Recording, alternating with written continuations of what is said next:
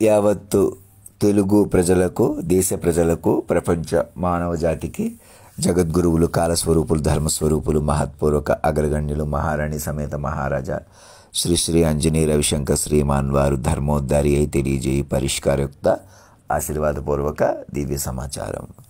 మమ్మల్ని సూక్ష్మంగా ఇంకా విస్తారంగా ప్రచారం చేసి ఆన్లైన్లో వాట్సాప్లో వాటిలో మెసేజ్లు వచ్చేలా చూసుకోవడం వల్లే మీరు మనగలుగుతారు. నా మైండ్ వినియోగం లేక నేను తేలికైపోయేలా బతుకుతుంటే ఇంక చచ్చిపోతానని చూస్తున్నారు పోలీస్ కానిస్టేబుల్. ఇలా ఇంకా మన మధ్యలో చచ్చిపోవాలి ఆడు ఈడు అని అనటం కూడా పొరపాటే. నన్ను మెసేజ్లు చూడకుండా, ప్రెసిడెంట్ మెసేజ్లు చూడకుండా ఇక్కడ ఎడ్లపల్లి రామకృష్ణలో పడుకుని మనుషుల్ని ఏదోటి చేసుకుంటే ఇలా ప్రతి ఊళ్ళో మీరు మోసాలు చేసుకుంటారు మూర్ఖంగా. నన్ను మనిషిగా చూడటమే పొరపాటు. నా మీద ప్రేమ బాధ్యత మీకు ఎలా కలుగుతుంది? నన్ను లోకంలోకి విస్తారంగా నేను సూర్యుడిని శాసించాను చూసారా, అది ప్రెసిడెంట్ని గ్రహించేలా చేసి గవర్నర్ బృందం ఏర్పడి గ్రహిస్తేనే నా వల్ల ప్రయోజనం. గ్రహించే కొద్దీ నేను బలపడతాను. గ్రహించడం వల్ల ఏం ప్రయోజనం పొందుతారు? ఇప్పుడు వెంకయ్యనాయుడు కానీ ఇంకొకరు కానీ అలా మీటింగ్లు ఏవోటి చెప్పుకుంటూ మీరు లోకంలో ముందుకు వెళ్ళిపోతున్నారు అనుకుంటున్నారు. అది మృతమని వాళ్ళకి తెలియట్లేదు, మీకు అందరికీ ఎవరికి తెలియట్లేదు. గరికపాటి నరసింహరావు కానీ అందరూ మృతమే. మీరు అందరూ శవాలు, చచ్చిపోయారు ఆల్రెడీ. మీకు నేను ఎందుకు చెప్తున్నానో తెలుసుకోండి. మీరు వెళ్తున్న మార్గం నిజం కాదు, నా ప్రకారం ఉందే.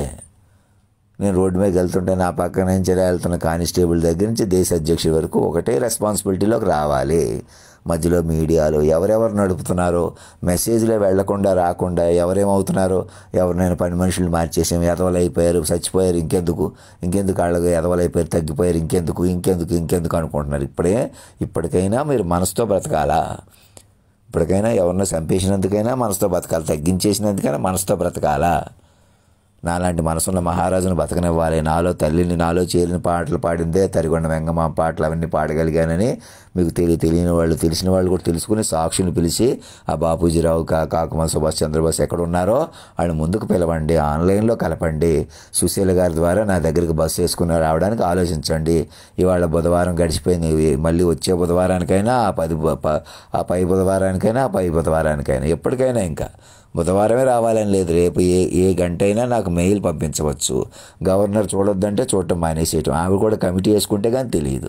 నా ప్రకారం ఉందో లేదో తెలియాలంటే 1000 పేజీలు గ్రహించవచ్చు. తర్వాత ముందు మన తమాషా అయిపోవాలి. నువ్వు ఇప్పుడు చచ్చిపో, మేము బతికేస్తున్నాం, మేము ఇలా బతికే అప్పటికప్పుడు మనుషుల కొద్ది విలువ రావాలి, మనుషుల కొద్ది తమాషా కట్టాలి, మనుషుల కొద్ది ఏదోటి చేసేయాలి అనుకోవటమే పొరపాటు.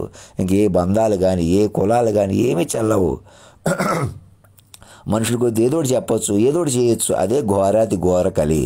మన సినిమాలు కానీ మీరు ఆడుతున్నాయి కానీ ముందు నన్ను పట్టుకొని కొలువు తీర్చుకుని నన్ను తేజోమూర్తిగా దర్శిస్తేనే మీ పాపాలు పోతాయి.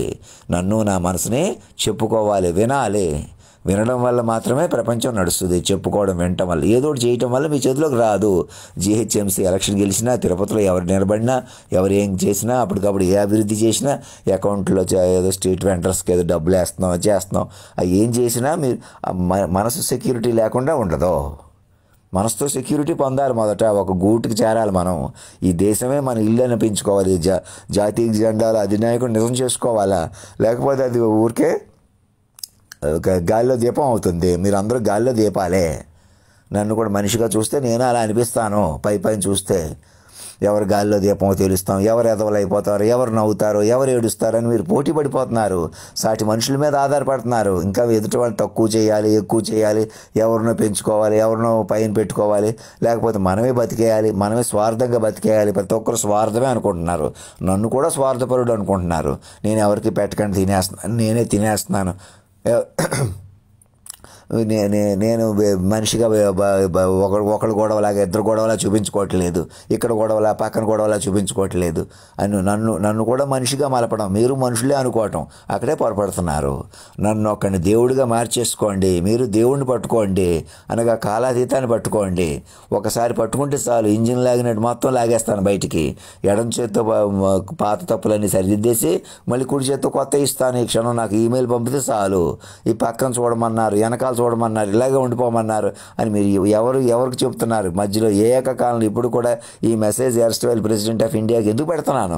అక్కడి నుంచి ఇక్కడ వరకు ఏకకాలంలో మీరు ఒకసారి నన్ను పట్టుకోగలరు, మధ్యలో ఎవరో పట్టుకోలేరు, చివరిని ఎవరో పట్టుకోలేరు. దేశ అధ్యక్షుడు కానీ ఇంకొకరు కానీ గవర్నర్ కానీ మీరు మెసేజ్లు చూడొద్దంటే చూడటం మానేస్తున్నారు. రాజారత్నం గారు వాళ్ళు ఎవరిని కలపట్లేదు. కాకుమా సుభాష్ చంద్ర బోస్ని, బాపూజీరావుని, రామకృష్ణరావుని ఎవరిని ముందుకు తీసుకురావట్లేదు. సుశీల గారు, భరతలక్ష్మి గారు ఎవరు వాళ్ళ ఫోన్ నెంబర్ కట్ చేసుకోమని కట్ చేసుకుంటున్నారు. ఎవరు వింటలేదు, చెప్పుకోవట్లేదు. ఘోరాతి ఘోర కలి అనమాట. చెప్పుకొని వింటాం వల్ల ముఖ్యమంత్రులు అలాగే ఉంటాం, మేమే పరిపాలన చేసుకుంటాం. కేటీఆరే చాలా తెలివైనవాడు, కేసీఆర్ అంతకన్నా తెలివైనవాడు. ఇంతకన్నా తెలివి తక్కువతనం ఇంకొకటి లేదు. అసలు మీ చేతిలో ఏమీ లేదు. నేను రోడ్డు మీద వెళ్తుంటే ఇలాగ వెళ్తున్నాను. పోలీస్ కానిస్టేబుల్ దగ్గర నుంచి ఆ పని మానేసేయండి, నా మాట వినండి. నేను కుక్కలని తిడుతున్నానని ఇంకా రెచ్చిపోవడం ఘోరాతి ఘోర కలి. నేను నన్ను కూడా ఇలా వదిలేస్తే నేను మాత్రం ఏం చేస్తాను? మనుషులు అంతే. నువ్వు నన్ను పట్టుకోకుండా మైండ్ రూపంలో ముందుకు వెళ్ళనివ్వకుండా, మీరు మైండ్ రూపంతో ముందుకు రాకుండా మనమే చంపేసుకోవటం అంటే అదే. అలా చాలామంది మీరు మనుషుల కొద్దీ, దేహాల కొద్దీ రెచ్చిపోవటమే ఘోరకాలని ఎడ్లపల్లి రామకృష్ణ ఈ క్షణం తెలుసుకోవాలి. హాస్టల్ సురేష్, హారిక ఈ క్షణం తెలుసుకోవాలి. ఇలాగే ప్రతి ఊళ్ళో నన్ను మనుషుల కొద్దీ కమ్యూనికేట్ చేయాలి. నేను ఒకేసారి పెద్దోడిని అయిపోదాం అనుకుంటున్నాను, వెలిగిపోదాం అనుకుంటున్నాను, అక్కడే పొరపాటు పడుతున్నారు మీరు.